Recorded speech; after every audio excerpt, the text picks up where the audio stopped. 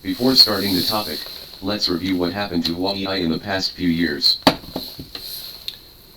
In 2017, Huawei's mobile phone shipments were only 153 million units. In 2018, Huawei's smartphone sales exceeded 200 million, just a little bit behind Apple. By 2019, Yu Chendong said that it is expected that the annual shipments will exceed 250 million. Taiwan will overtake Samsung to become the world's number one. Huawei has been devouring the high-end markets of Apple and Samsung. In 2018, Samsung shipped 292.3 million units, down 8% year-on-year, and Apple shipped 208.8 million units, down 3.2% year-on-year. Note that both are declining, while Huawei is growing. Huawei shipped 206 million units that year, more than 50 million units more than in 2017, a sharp increase of 33.6% year-on-year.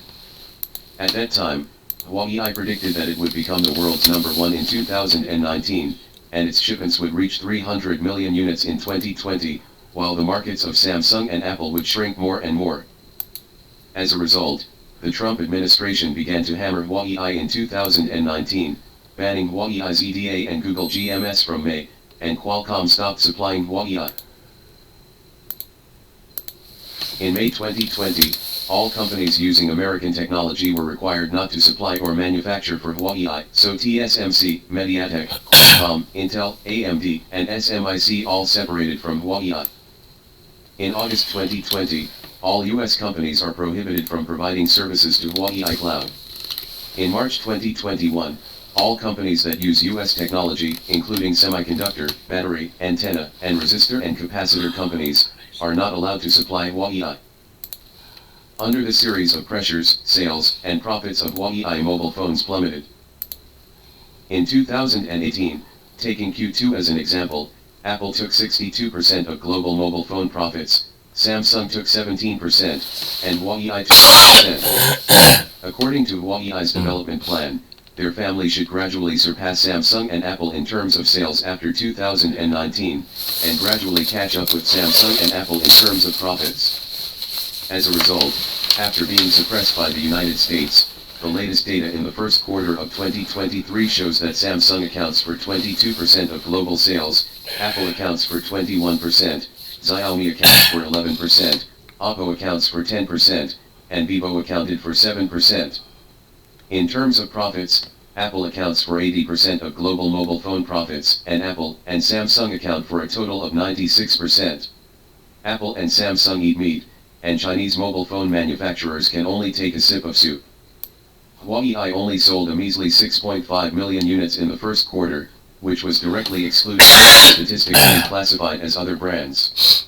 From the sales volume of 206 million units in the whole year of 2018 to 6.5 million units in the first quarter of 2023, it is estimated that it will be about 25 million units a year. It only took Huawei 4 or 5 years to be beaten by the United States to a sales volume of only 12 million units. One can imagine the pressure of US sanctions. The reason why the US government is so cruel to Huawei is to prevent Huawei from upgrading its industry and keep the profits of high-end industries firmly in its own hands. The profits of Apple and Samsung actually flow into the pockets of Americans. The control of Samsung is still in the hands of the Lee family, but their dividends are mainly taken by the United States. In Samsung's equity structure, foreign investors account for 55%, mainly from the financial consortia of Wall Street in the United States, major shareholders, and affiliated companies. Accounting for 21%, Korean investors accounted for 19%. U.S. capital accounts for half of the common stock, while U.S. investors account for 89% of the preferred stock, while Korean investors only account for 10%. South Korea's per capita GDP is high, but the people's life pressure is very high, because the profits are taken away by American companies, and the government has no money for secondary distribution. In order to absorb the high profits of the global mobile phone industry, the Americans do not allow Chinese companies to get involved in high-end semiconductors. One appears and one is killed.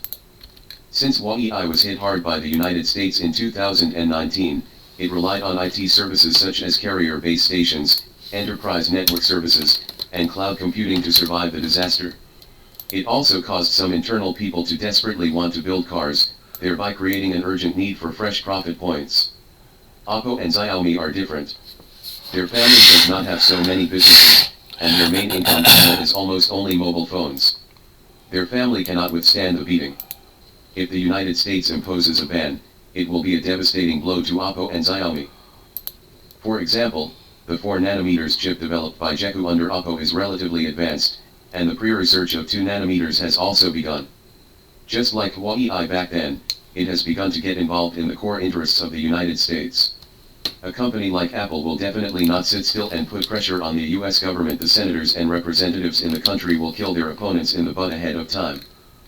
Huawei's blood is thick, and the mobile phone department is so miserable that it can still achieve 642.3 billion in revenue and 35.6 billion in net profit in 2022.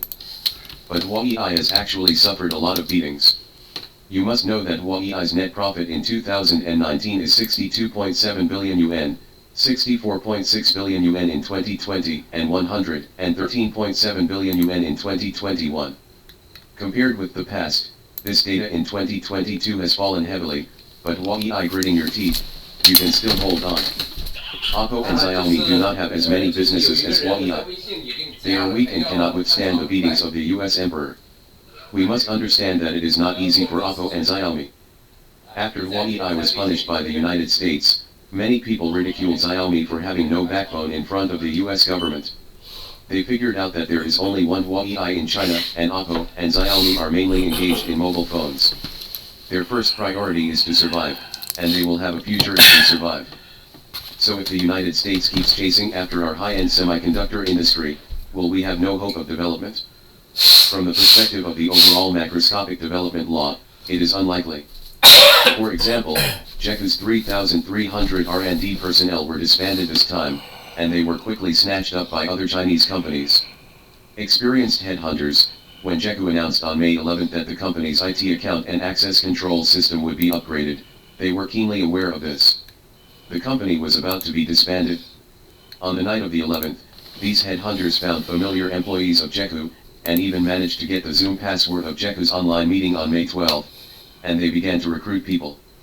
Starting at noon on May 12, semiconductor headhunters began to rob Jeku's resigned employees, and the QR codes of the headhunters were spread all over the sky. More than 60 companies, including Huawei, Tesla, Geely, Pingtuj, Meituan, and Xiaomi, quickly digested this wave of talents. Everyone does not have to worry about their lives.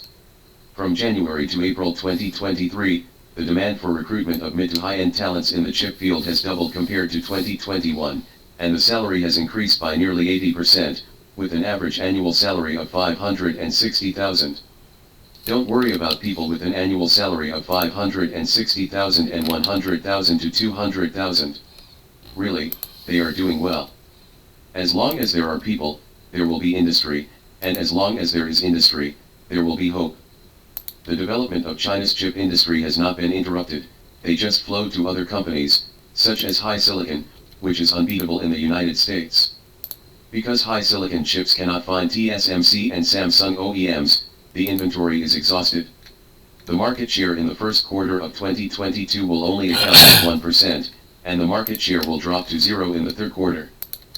But recently, when a Japanese company Fomalho Techno Solutions disassembled Huawei's 5G small base station, it found that the proportion of parts from American companies was less than 1%, 27% 2 years ago, and the parts from Chinese companies accounted for 55%, 2 years ago. Is 48%, the semiconductor products in it are not the products of the American company's analog devices and on semiconductor in the past, but the HiSilicon products of Huawei. Chips on mobile phones require a 5nm process, but small base stations only require a mature 28nm process. HiSilicon cannot place orders with TSMC and Samsung, but some Chinese companies can complete OEM production. HiSilicon has shifted from mobile phones to small base stations, which shows that HiSilicon is still exploring the way to survive, and Huawei has not given up on HiSilicon. Huawei's R&D investment in 2021 and 2022 has reached an astonishing 142.7 billion and 161.5 billion yuan, accounting for 25% of the annual revenue, which shows that Huawei has not fallen down and is still struggling to save itself. Not only did Huawei not give up HiSilicon, but it also promoted it to a first-level department, which is on an equal footing with Huawei's cloud computing, digital energy and other businesses. At present, HiSilicon does not set any profit requirements. The whole group provides ammunition for HiSilicon, which is climbing against the wind, and then cooperates with local Chinese chip manufacturers who are also sanctioned by the United States. First, they will focus on chips in the fields of telecommunications equipment, automobiles, and televisions. Save your team's fighting power. At present, HiSilicon is still developing a new Kirin chip. The specific progress has not been announced to the public. We ordinary people don't have to worry about it. As long as the HiSilicon team is still there, the hope of the chip is there. The US sanctions against Huawei in the past few years are the hegemonic behavior of the US not to allow China to enter high-tech and high-profit industries. However, it is impossible to stop the flow of talents in the industrial field. Emerging industrial countries will definitely eat high-tech and high-profit industries. Industrial. I recently read several articles about the history of the development of China's construction machinery and aircraft carriers, and found that the development of these industries is very similar. For example, in the construction machinery industry, China first learned the Soviet Union's mechanical excavation technology in the 1950s, then explored hydraulic excavation technology in the 1960s, and introduced hydraulic excavation technology from Europe and the United States in the 1980s. In the 2000s, our excavators were killed by foreign companies, leaving only Yuchai. But in the 2010s, China's excavators suddenly exploded. Sany, Zoomlion, XCMG, Liuyagong, and Longking emerged. The overall development of China's industry has given space for the development of construction machinery. In addition, Sany and Zoomlion have hired a large number of retired Japanese engineers, so that our technology has quickly caught up with developed countries. To give a specific example, South Korea's Hyundai and Tucson excavators used to be the favorites of domestic contractors. In 2011, a Hyundai 6-ton excavator cost more than 100,000 yuan, and a 20-ton excavator cost 800,000 yuan. The market share of excavators is as high as 30%, and Koreans make money while lying down. After 2006, retired Japanese engineers came here by plane carrying boxes. Sany Zoomlion XCMG exploded under the blessing of their technology. Now a domestic 6-ton small excavator only costs 120,000 yuan, and a 20-ton excavator only costs more than 400,000 yuan. The Koreans were so loud that the market share plummeted to 2% last year. South Korea's current trade deficit with China is caused by the slight overtaking of this kind of industrial field. The same thing happened with the flight training content of Chinese aircraft carriers. A large number of retired US Air Force personnel will help us train aircraft carrier pilots, so that the deck command actions of Chinese and American aircraft carriers when they take off and land are almost exactly the same. In October 2022, Dugan, who had served in the US Marine Corps for 10 years and was good at flying AV-8B Harrier attack aircraft, was suddenly arrested when he returned to Australia from China. Dugan was originally an American. He renounced his American citizenship and settled in Australia in 2002. The United States accused him of providing pilot training for China at a flight school in South Africa between 2010 and 2012, involving techniques for launching and landing aircraft from naval aircraft carriers. There are now many ace pilots from the United States coming to China. For example, the female pilot Emily Johnson, who has an extraordinary reputation in the US Air Force and civil aviation system, is now working in China to earn money. The global flow of the industrial chain is irreversible. Where the money is, there are the people. Whether it is a senior retired technician from Japan or an ace pilot from the United States, they also flow with the money, and the money brings them to China. The upgrade of the chain will also be completed in China. In 2022, a major event occurred in the semiconductor industry. The United States did not allow American personnel to work in Chinese semiconductor companies. At that time, there was a lot of turmoil. Some soft-hearted intellectuals began to shout again. The sky is about to fall. This is actually a historical process, it's just a small twist in the process. These technicians have a lot of ways, either to give up their American citizenship, or to change to other nationalities, as long as they have enough money, enough treatment, and enough honors.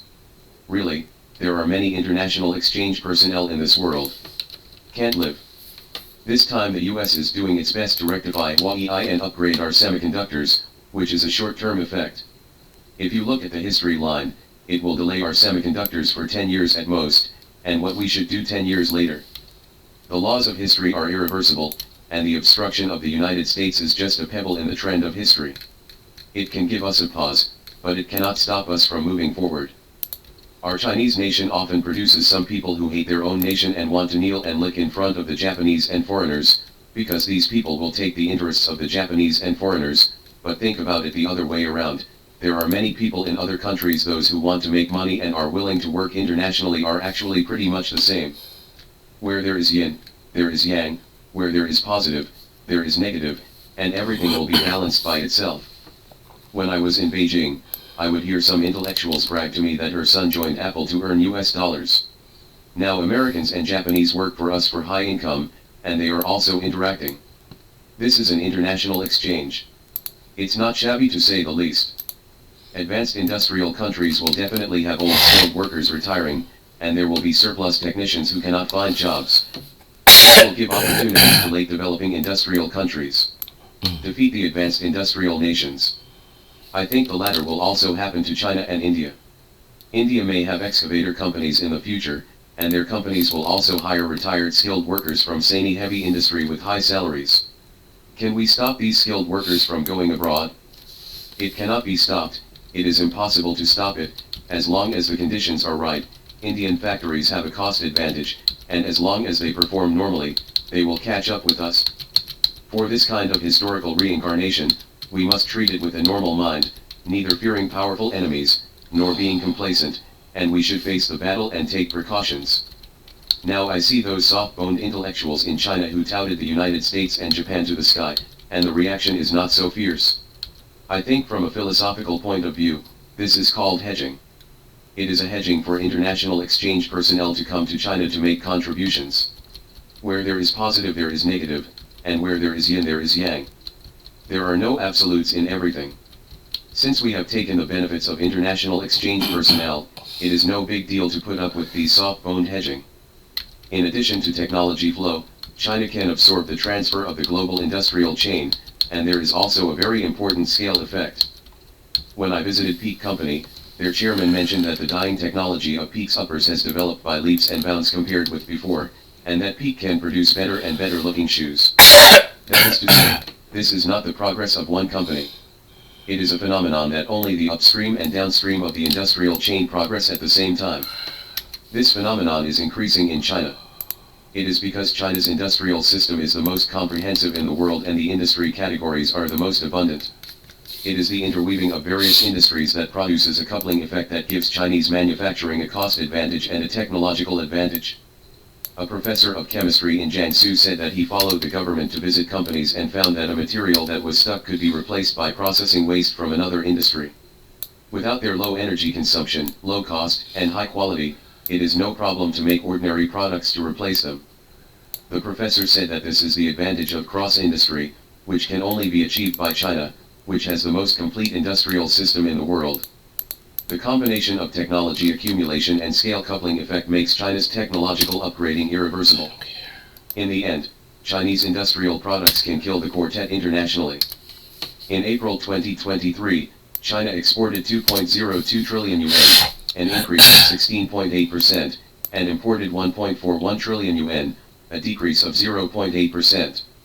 The trade surplus reached 618.4 billion yuan, a surge of 96.5% over April last year. This is an outrageous statistic.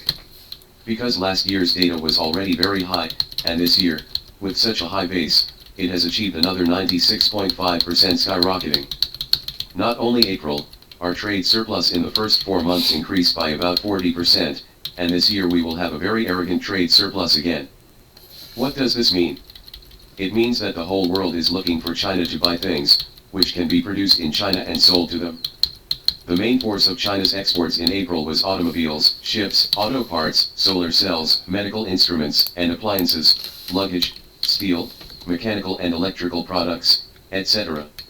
Among them, automobiles were the most fierce, with an increase of 195%, and ships increased by 195%. 79%. In the future, China's cheap labor and labor-intensive products will become more and more difficult to foreign trade, while high-tech electromechanical products will become better and better. If industrial products are divided into 4 categories, cheap products, ordinary products, mid to high-end products, and high-end products, then China has shifted from focusing on cheap and ordinary products to ordinary and mid to high-end products. The production of cheap products should be lost as soon as it should, and this cannot be stopped. Moreover, China's attack on high-end products is also very fierce. The automobile industry has basically been won, and mobile phones and semiconductors were almost won, but because this is the profit pool of American industry, others are not allowed to compete with it, and they have been suppressed since 2019. Down. The time to take it down is delayed by 10 years. It is no wonder that the United States is nervous.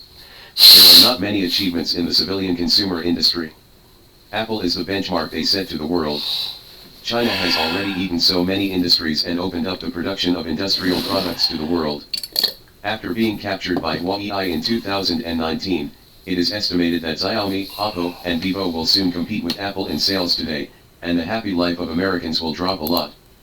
On the contrary, this incident shows from a side that the United States is really worried that the high-end field will be breached by us, and it is always keeping an eye on all our companies that may reverse them. But if you stick to it for a long time, you will lose. The process of industrial circulation is irreversible, and the United States has played itself badly in finance, and the manufacturing industry does not know how long it can last. I firmly believe that high-end industries in the United States must flow to China. At the same time, I also firmly believe that some of our industries will flow to India someday. When India 30 to 50 years later, their Huawei, Sany heavy industry, and DJI also appeared, can we prevent Chinese engineers from helping them upgrade? I don't think so. Arresting a few people and condemning them morally can't stop the law of history from happening.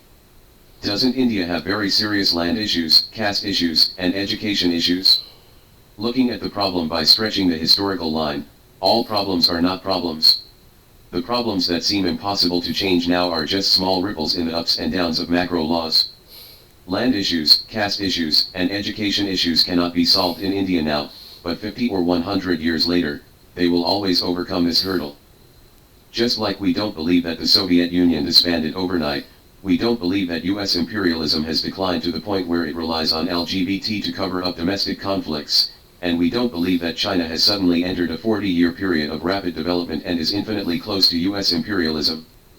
The most advanced technologies in the world, including ceramic production, silkworm rearing, tea planting, glass manufacturing, steam engines, atomic bombs, and computers, were exclusive to one country at first, but soon flowed to other countries. Today's lithography machines are the same, and semiconductor chips are the same. They cannot be avoided. This is the reincarnation of fate and the cycle of cause and effect. We must not only have firm courage, believe that we will overcome the blockade of the United States and obtain the transfer of high-end industrial chains, but also be vigilant enough to prevent the industrial chain from flowing to India and prevent the country from entering a prosperous period in the future. We prepare ourselves for Americanization.